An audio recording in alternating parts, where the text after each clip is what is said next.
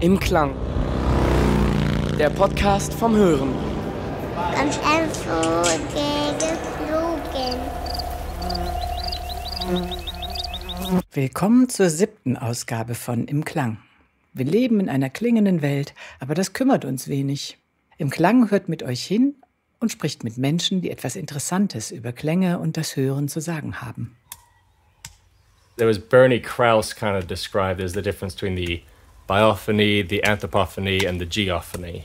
Ideally, a lovely, perfect soundscape has all three, right? Like there's human activity, there's natural environment, and then there's some sort of wildlife as well. Heute begegnen wir einem Künstler, der genau hinhört. Der in London lebende Field Recordist Chase Lynn erfährt seine klingende Umwelt als Musik und hat eine, wie ich finde, sehr poetische Form gefunden, uns daran teilhaben zu lassen. Ich habe seine Arbeiten, die er unter anderem in seinem Podcast Field Trips verbreitet, vor einiger Zeit eher zufällig entdeckt und war sofort begeistert. Hört selbst. My name is Chase Lynn. I produce recordings and other music under the name Mola, and that is about it. I don't really have much else to say about it. How else do you introduce yourself? Chase, what are you hearing right now? Right now, I'm very conscious of my own voice and the goofy combination of accents that I've got. I'm in my kitchen, and I think I can hear, different appliances going off. I've turned off my fridge, but there's still some sort of kind of a whistly hiss somewhere. I'm hoping the microphone hasn't picked that up too much. My upstairs neighbors are also bonking around, so I can hear that. I wonder, actually, what is that whistly hiss that I can hear? I think it's coming from my bathroom. I might go shut that door quickly. Hold on a second.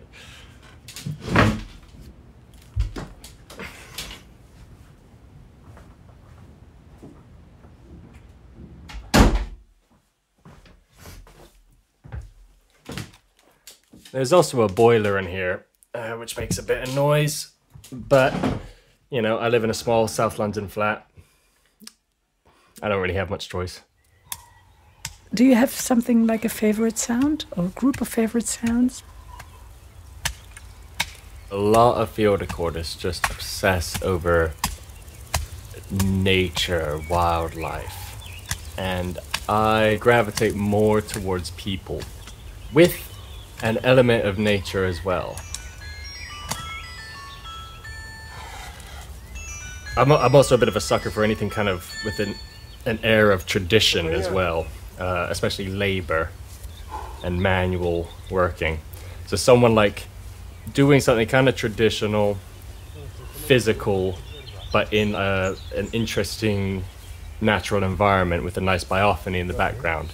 That's kind of the ideal for me.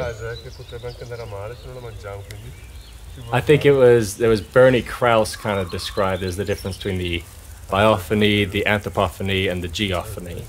And, well, ideally, a lovely, perfect soundscape has all three, right? Like there's human activity, there's natural environment, and then there's some sort of wildlife as well. We have not mentioned the American Bernie Krause in this podcast. We will certainly dedicate an episode to him and his exciting work in one form or another. Briefly, Bernie Krause has been recording nature soundscapes for decades. He found, described, and enjoyed the musicality in nature sounds. Furthermore, Bernie Krause has not only preserved sonic environments that have since disappeared, but has also documented how soundscapes have changed due to environmental distraction. There's a recording I haven't really used for anything, but I made it. It was recorded as material for a film, but it ended up not being in the film. This is a few years ago now, but it was this guy we met, and he had a little plot of land where he was tending to his land with an old hoe, and he was smashing this ground.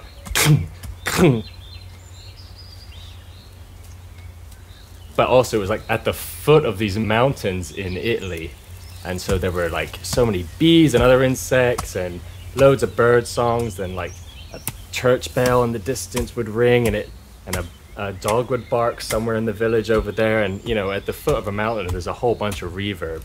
And so all this kind of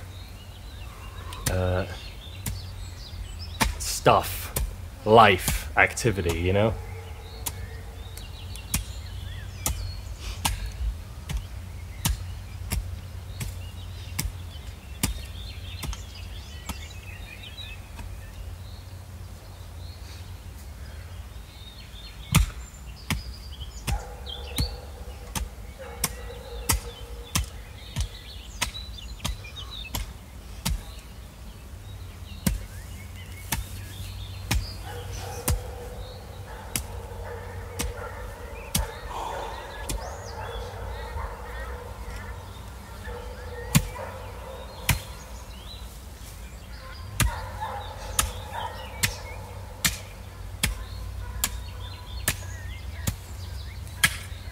That to me is my favorite kind of sound. I'm also a sucker for anything spiritual as well. Like, for example, this beautiful recording where we can listen to Korean shamans.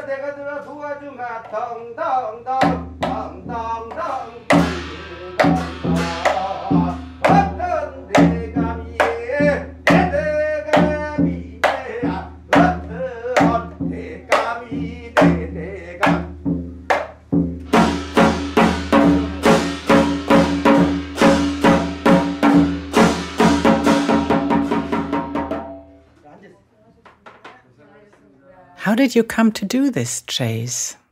I don't know. I mean, my mother was a classical singer. I guess she still is, but not professionally anymore. But she's got great ears, right? Like, to be a classical singer, you gotta have the ears you need to be able to sing well, but also she's singing in all these languages that she doesn't speak. That's a hard skill. And I think I inherited her ears. And then as I grew up, you know, I listened to like, you know, punk and metal and whatever. But then just slowly and gradually as I got older, my taste in music got weirder and weirder until I basically don't listen to anything that most other people would consider as music anymore. You know, I just kind of, like 20th century avant-garde classical music and free improvisation and very out jazz, harsh noise, drone, anything kind of a bit kooky. When you introduced yourself, you didn't say anything about your educational background. How old are you, by the way? I'm 31, and in my late teens, I got really into ambient music and drone music, and I started producing my own work. But one criticism I had of that kind of genre was how samey all the artists were.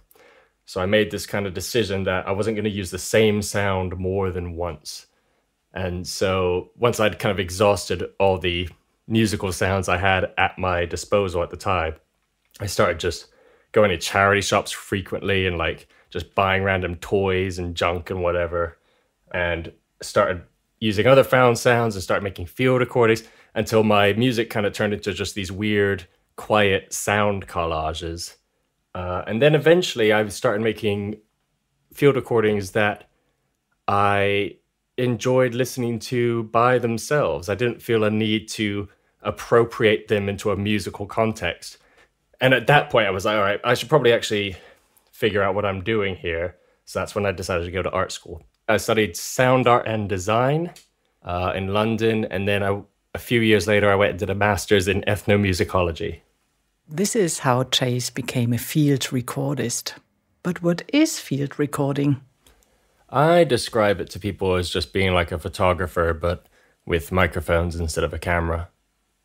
You know, just like there are different types of photography: street photography, landscape photography, wildlife photography, portraiture, etc. There's different kind of styles of field recording as well, you know. And some people get very great kind of focused samples of wildlife vocalizations, and some people just like to capture a scene or a nice little ambiance somewhere in the city or in the mountains or whatever. He was listening to your sound field recording podcast. Do you have an idea? Fuck if I know. Nah, no idea. I don't keep track of the numbers or anything. I've vainly kind of Googled myself or Mola recordings, whatever, and found it shared on a whole bunch of different service websites and different apps and whatever. So is Chase doing this work only for his own amusement? I can hardly believe it. Yeah, sure. Why not? I mean, well, yeah, I don't care who listens to me.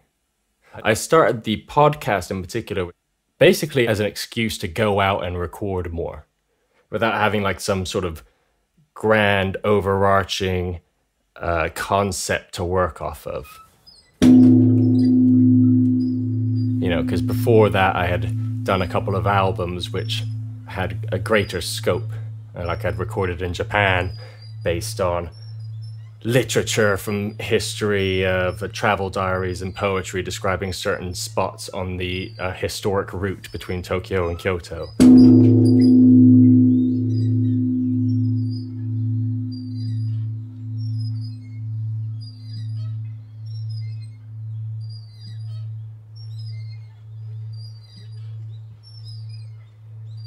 And then I've been to I did an EP, which I'm quite proud of, and wish they got a bit more attention, but of the extreme geographical points of Great Britain, the northernmost point, the easternmost point, etc.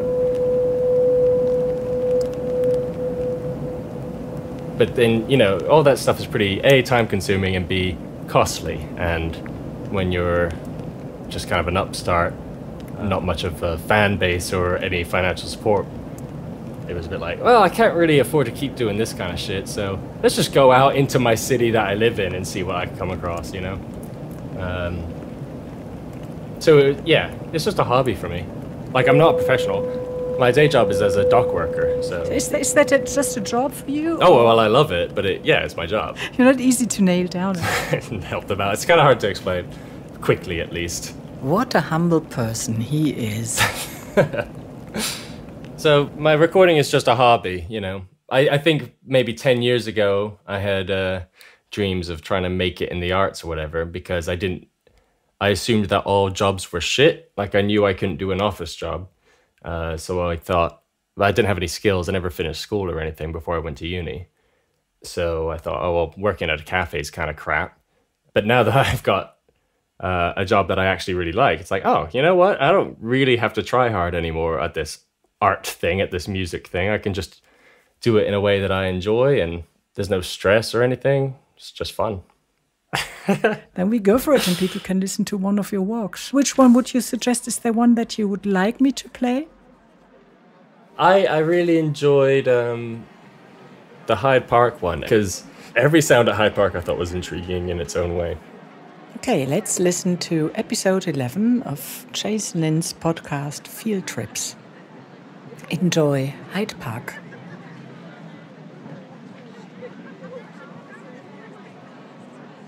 One, two, 1, 2. Good afternoon, folks. Welcome to the BBC Proms in the Park. Please use all available queuing lanes. The ones in the middle are quite Welcome quiet to at the BBC moment. Proms in the Park. Use the ones in the middle. You don't understand, you're too posh. Ladies and gentlemen, welcome.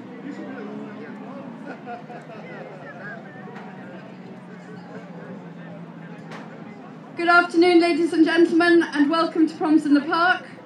Please use any of the lanes. They'll all take you into the event. Please be patient while we undertake searching, and make sure that you have any prohibited items ready to put into the bins at the entrance.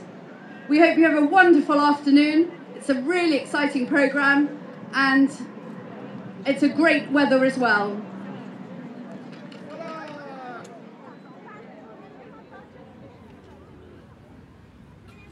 I went to Hyde Park, and it turned out BBC Proms was on. I had no idea.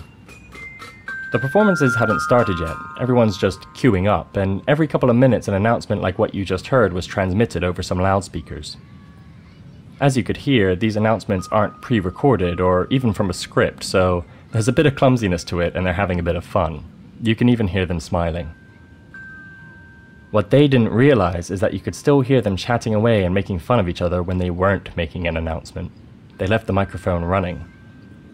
As nice as that was to hear, the first thing I needed to do was get away from the large enclosure so as to avoid bass-heavy, copyrighted pop music from marring all of my recordings. First, I visited the Diana, Princess of Wales Memorial Playground, which, according to a map at the entrance, had a sound wall. I wasn't allowed into the playground as I wasn't accompanying a child, so I had to wander around the edge and listen for it from the other side of a bushy, tree-lined perimeter.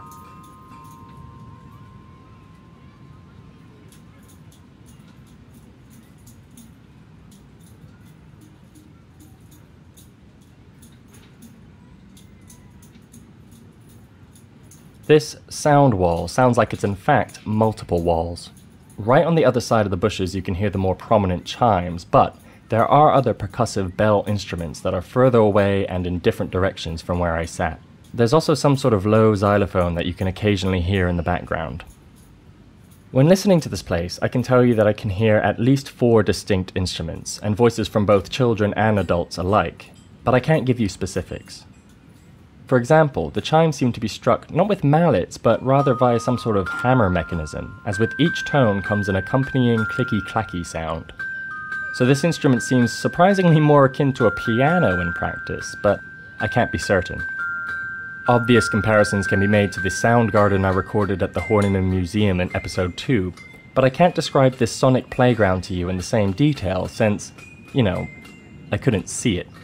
And this one distinction of visibility, as well as perhaps physical distance, lent to a completely different listening experience for me, despite the similarities shared by the 2 locations.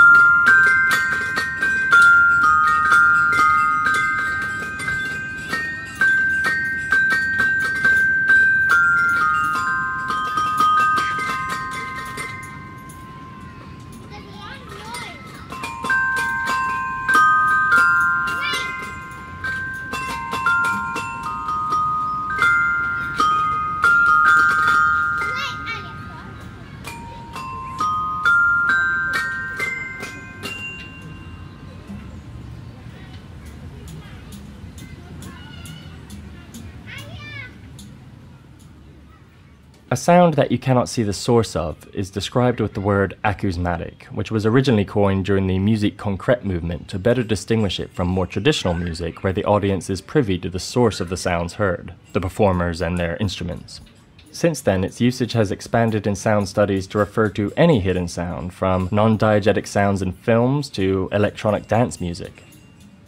The problem with that original meaning of the word acousmatic is that even though you can't see the source of the sound, it's still likely recognizable.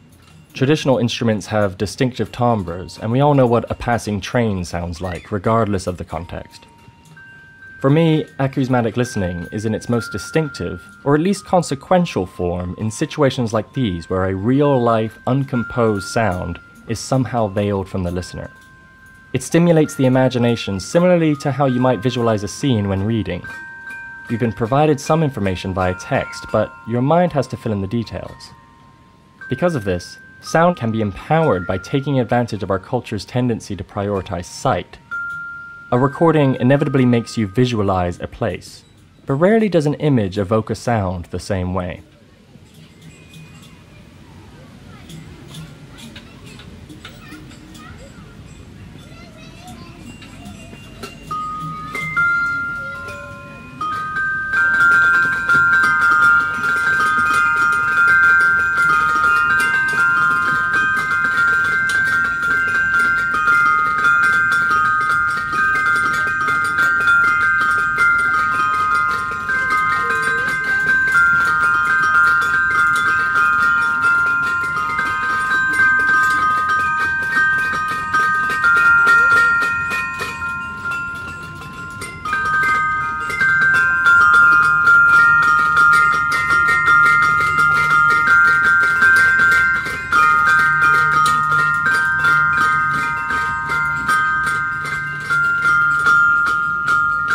Alright, settle down there, Cecil Taylor. I like this recording for a lot of the same reasons that I liked the Horniman Soundgarden, so I won't go into that. But there are some notable differences. The children themselves have less of a sonic presence here, resulting in a more tranquil ambiance. But that's somewhat countered by the increased background noise from both the surrounding greenery as well as the nearby inner-city traffic. One prominent similarity, though, is the relative popularity of the chimes. Yes, they are closer to where I was recording from, but you can hear that they are also played with more regularity compared to the other instruments. I wonder whether this is due to its sonority and tonal clarity, or whether large tubular chimes hold some sort of visual aesthetic that attracts young children more than other instruments.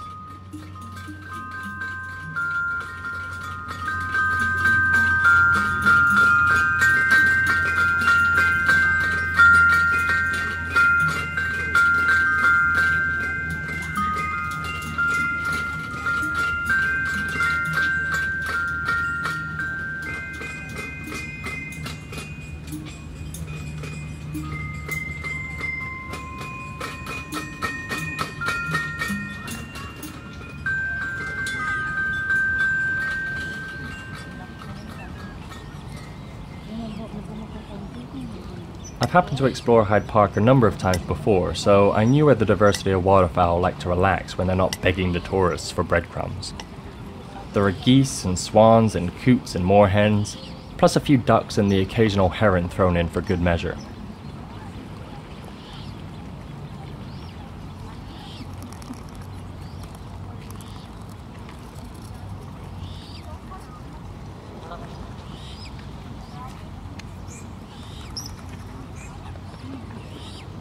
That sound to the right was a swan, right next to me, cleaning its feathers or something. Don't think I've ever heard that before. I really like this recording. It's just a lovely soundscape with a bunch of different things to hear, and there's a fun little surprise at the end. No spoilers though. I find that with most episodes of this project there's a variety in regards to the quality of the recordings. For example, episode 4, which was centered around Trafalgar Square, had what I consider a great recording, that of the Biafran demonstrators singing. But that episode started with a rather dull ambiance, the usual humdrum, droning murmur of the square. This show was never supposed to be exclusively about my successes, but rather the process of field recording in its entirety, warts and all. But I have to say I'm really excited about this episode that you're listening to now. Hyde Park is a wonderful place to bring some microphones to. Like Trafalgar Square, as with any other public space, there are signs dotted around telling you what not to do, even though all of those things are exactly why people are there in the first place. Here's the first example of that. Keep dogs on leads at all times.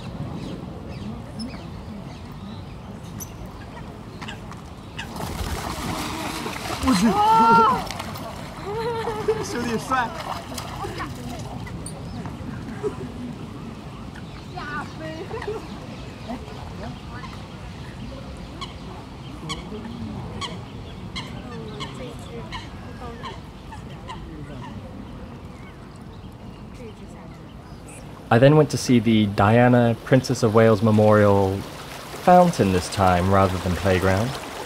Okay, this is going to be very difficult to describe. The fountain is not the kind of fountain you might be visualizing. Rather, it's like a roughly circular man-made stream where the water flows in both directions at once, kind of? It's also not symmetrical. In fact, it's deliberately designed to look as organic as possible with no repetition at any point. Even the floor under the water is uneven and bumpy, but still safely navigable.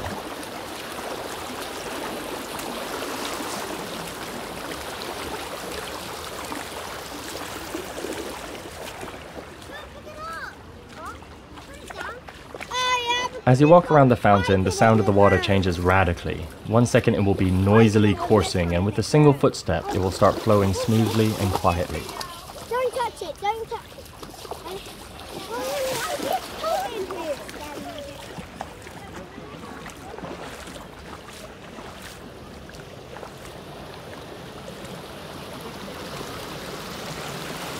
Again, according to the signs, you're not actually supposed to walk in it, even though that is literally what everyone there is doing. Even the warden I saw standing nearby didn't care.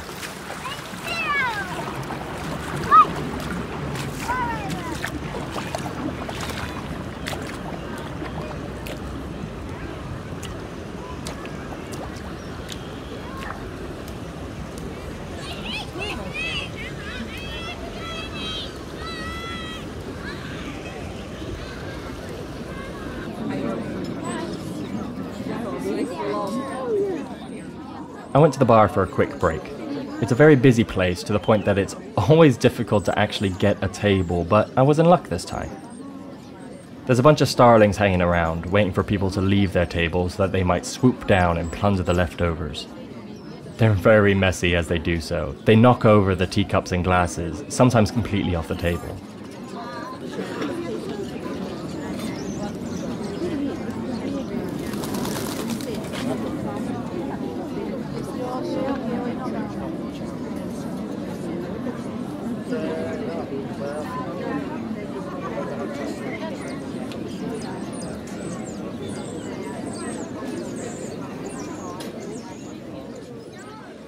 Like I said, I was lucky.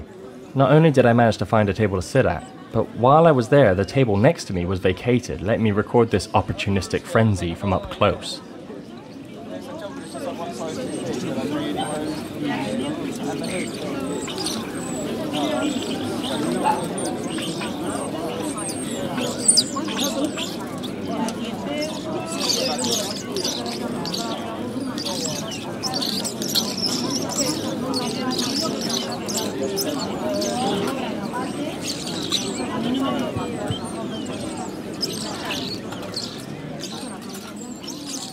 The starlings don't have very long before waitstaff inevitably shoos them away and clears the table.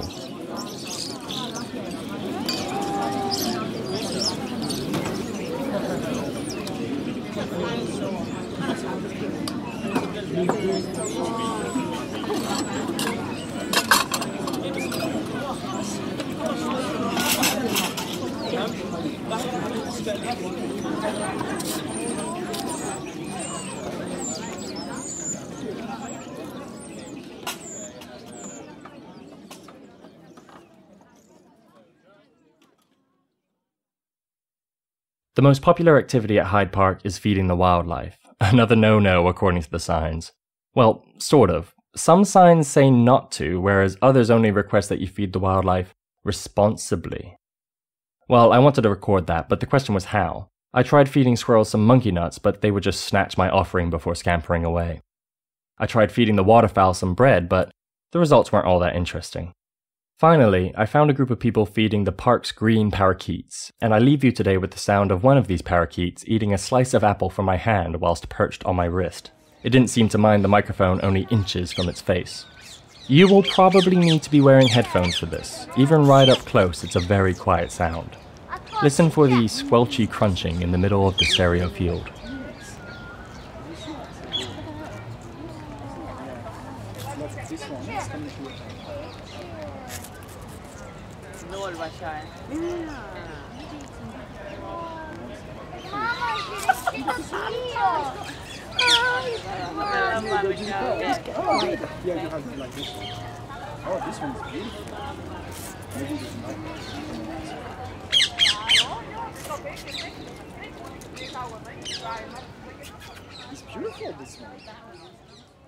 Thank you so much, Chase.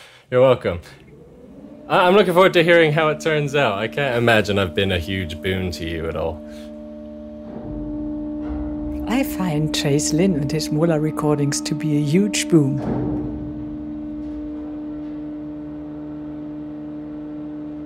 Und weil ich die Ohren nicht vollkriegen kann, verabschieden wir uns von dem Klangenthusiasten mit diesem singenden Kran. Chase hat ihn in den Londoner Docks aufgenommen.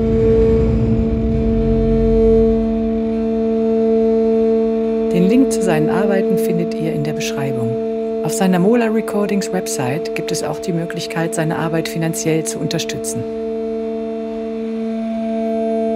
Ich freue mich, wenn ihr Im Klang liked, abonniert und weiterempfehlt und auch über Anregungen und Kommentare. Ich bin Marilyn Jansen und wünsche euch bis zum nächsten Mal alles Liebe und eine gute Zeit mit vielschichtigen Lautsphären.